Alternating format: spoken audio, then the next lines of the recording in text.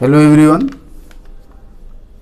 Student, आज हम इस लेक्चर में डायमेंशनल एनालिसिस से रिलेटेड प्रीवियस ईयर्स में पूछे गए क्वेश्चंस के सॉल्यूशन को डिस्कस करेंगे।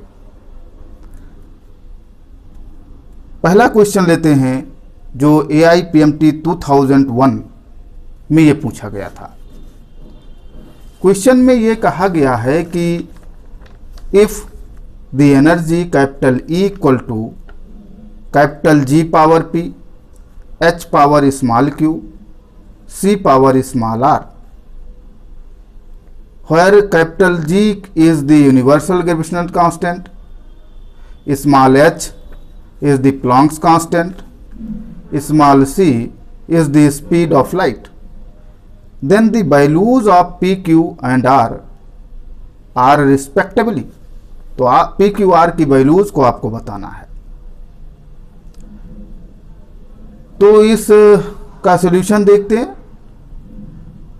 इस क्वेश्चन में एक रिलेशन गिवन है, capital E equal to capital G power P, H power Q, C power R। अब अगर ये करेक्ट रिलेशन है तो डेफिनेटली ये डायमेंशनली करेक्ट भी होगा। तो अब इन दोनों साइड्स के डायमेंशन को लिखकर डायमेंशन को कंपेयर कर लेते हैं। कंपेयर करने पर हमें तीन रिलेशंस P, Q, R के टर्म्स में मिल जाएंगे और उन्हें सॉल्व करके हम P, Q, R की वैल्यूज को फाइंड कर लेंगे। आइए डायमेंशन फार्मूले को लिखते हैं। एनर्जी का डायमेंशन फार्मूला mL²T-2 होता है, इसे पुट कर लेते हैं। कैपिटल G का डायमेंशन फार्मूला m-1L³ T-2 होता है और प्लांक्स कांस्टेंट का डायमेंशन फार्मूला mL²T-1 होता है। स्पीड ऑफ लाइट c का डायमेंशन फार्मूला L-T-1 होता है। अब इन डायमेंशन फार्मूले को अगर हम जो गिवन रिलेशन है उनमें पुट करते हैं और सिंप्लीफाई करते हैं। सिंप्लीफाई करने के बाद मास, लेंथ और टाइम के डायमेंशन को कंपेयर कर लेते हैं तो हमें तीन रिलेशंस मिल जाएंगे। आइए सिंप्लीफाई करते हैं।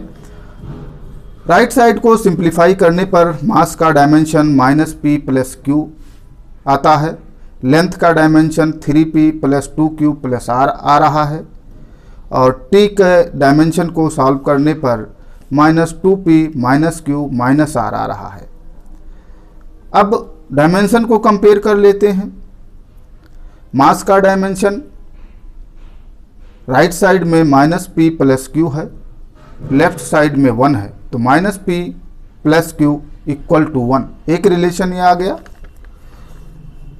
लेंथ के डायमेंशन जो है आप देखें, राइट साइड में 3p + 2q + r है और लेफ्ट साइड में लेंथ का डायमेंशन 2 है, तो डेफिनेटली ये दोनों भी इक्वल होंगे। तो एक रिलेशन यहां से आ रहा है, 3p + 2q + r = 2। ऐसे टाइम के डायमेंशन को कंपेयर करते हैं तो थर्ड रिलेशन मिलता है, -2p - q - r = -2। हमें तीन रिलेशन मिल चुके हैं।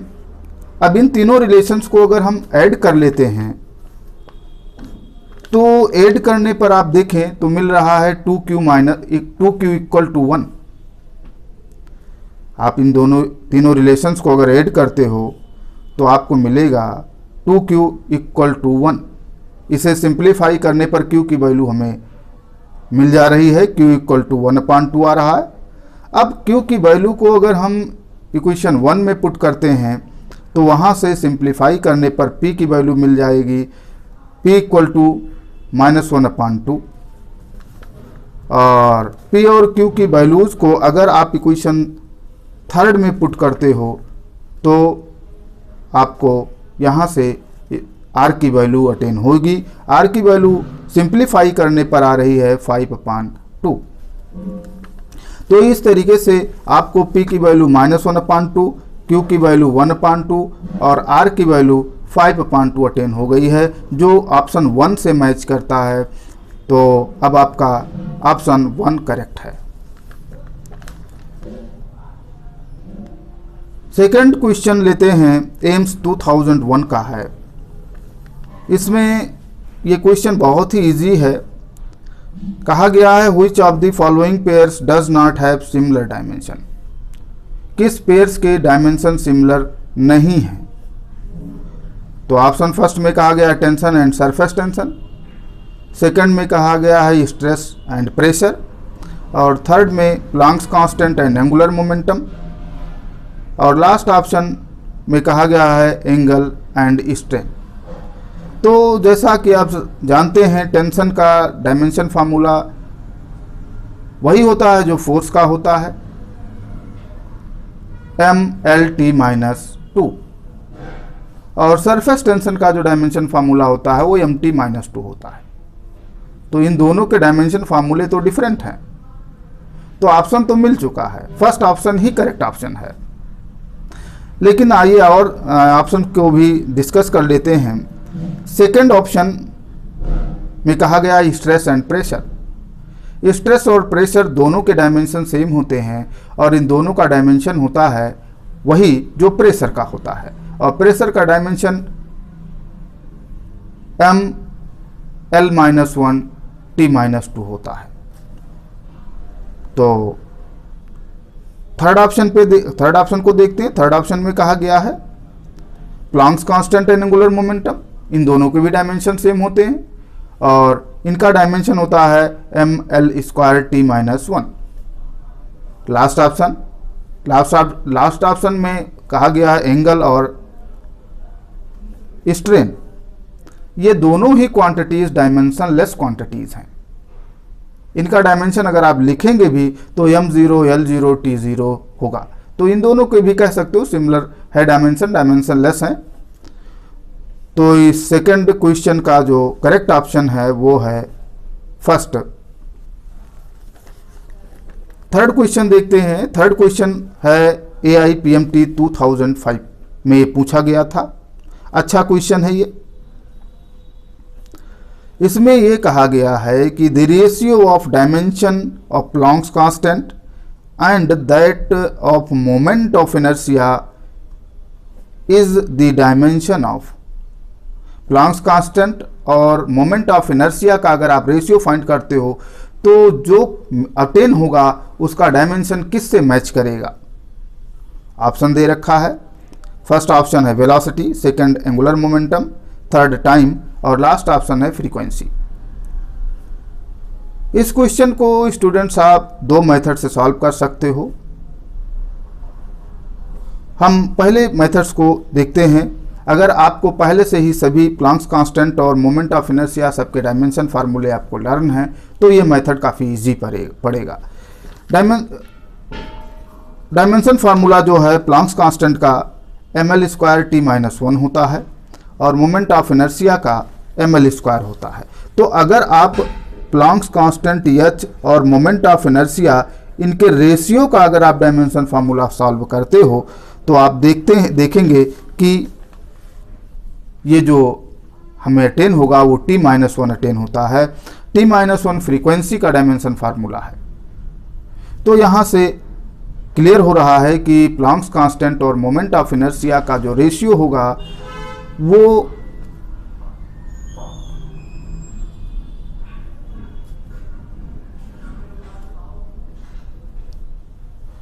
उसका जो डायमेंशन है वो फ्रीक्वेंसी का ही डायमेंशन होगा। प्लैंक्स कांस्टेंट और मोमेंट ऑफ इनर्शिया के रेशियो का डायमेंशन फ्रीक्वेंसी के डायमेंशन के सिमिलर होगा। तो आपका ऑप्शन 4 करेक्ट है।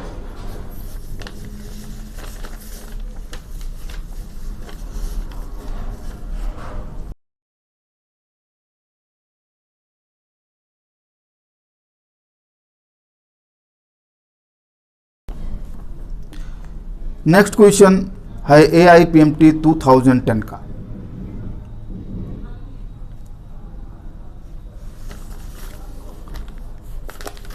इस क्वेश्चन में यह कहा गया है कि the dimension of 1/2 epsilon not E square where epsilon not is the permittivity of free space and capital E is the electric field। तो इनका आपको डायमेंशन बताना है। वैसे बहुत ही इजी क्वेश्चन है। अगर आप इलेक्ट्रोस्टैटिक्स जो है में आप पढ़ेंगे कि 1/2 एप्सिलॉन नॉट ई स्क्वायर ये एनर्जी डेंसिटी को रिप्रेजेंट करता है। अगर आपको इतना पता है तो बेहद आसान क्वेश्चन है। और एनर्जी डेंसिटी कैसे फाइंड होती है, वो एनर्जी अपॉन वॉल्यूम होगा। तो definitely 1/2 epsilon not E square का जो डायमेंशन होगा वो डेफिनेटली एनर्जी अपॉन वॉल्यूम के डायमेंशन के सिमिलर होगा। और एनर्जी अपॉन वॉल्यूम का डायमेंशन अगर आप सिंप्लीफाई करते हो तो ml - 1 t - 2 आएगा। तो इस तरीके से ऑप्शन थर्ड जो है यहाँ करेक्ट है। नेक्स्ट क्वेश्चन फिफ्थ भी AIPMT 2011 का है। इस क्वेश्चन में ये कहा गया है कि the density of material in CGS system of unit is 4 gram per centimetre cube. In a system of unit in which unit of length and mass are 10 centimetre and 100 gram, the numerical value of density in new system of unit will be। नए system of unit में numerical value क्या होगी ये आपको find करना है। Students इसमें जो है जैसा आप सभी जानते हैं कि जो डेंसिटी का डायमेंशन फार्मूला होता है वो ml - 3 होता है। तो यहाँ से क्लियर है कि मास का डायमेंशन A = 1 होगा, लेंथ का डायमेंशन B = -3 हो जाएगा और टाइम का डायमेंशन C = 0 हो जाएगा। और न्यूमेरिकल वैल्यू फर्स्ट सिस्टम में गिवन है 4 और सेकंड सिस्टम में हमें फाइंड करना है। पहला सिस्टम बताया गया है CGS है, तो मास की यूनिट m1 जो होगी वो ग्राम होगी, लेंथ की यूनिट L1 जो होगी वो सेंटीमीटर होगी। और सेकंड सिस्टम में कहा गया है कि जो मास की यूनिट है वो 100 ग्राम है, m2 = 100 ग्राम हो गया और लेंथ की यूनिट 10 सेंटीमीटर है तो L2 = 10 सेंटीमीटर हो गया।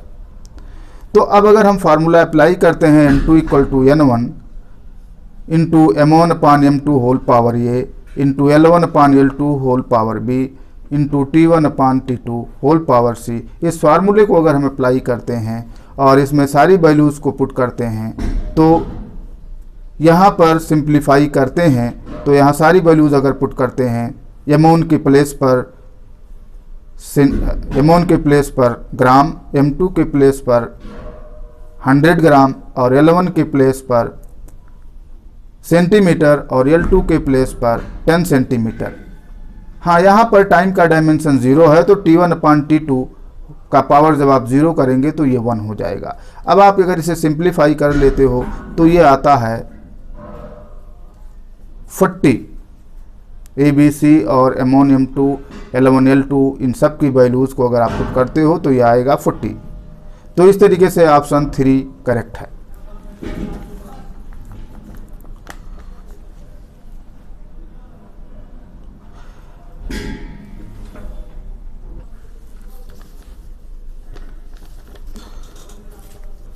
नेक्स्ट क्वेश्चन है AIPMT 2011 में भी पूछा गया है और 12 में भी पूछा गया है।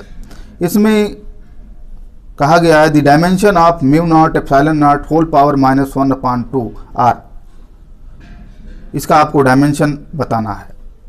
तो जैसा कि आप मॉडर्न फिजिक्स में पढ़ेंगे कि जो स्पीड ऑफ लाइट होती है c = वो √1/μ0 ε0 होती है। तो यहाँ से अगर आप डायमेंशन फार्मूला लिखते हो तो c का डायमेंशन फार्मूला आ रहा होगा LT - 1।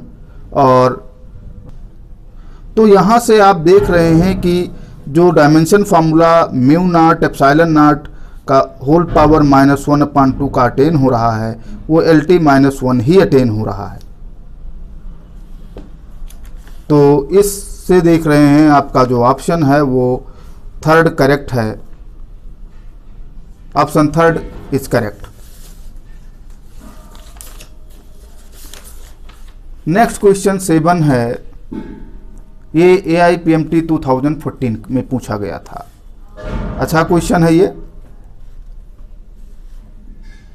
If force capital F, velocity capital V and time capital T are taken as fundamental units, the dimensions of mass are.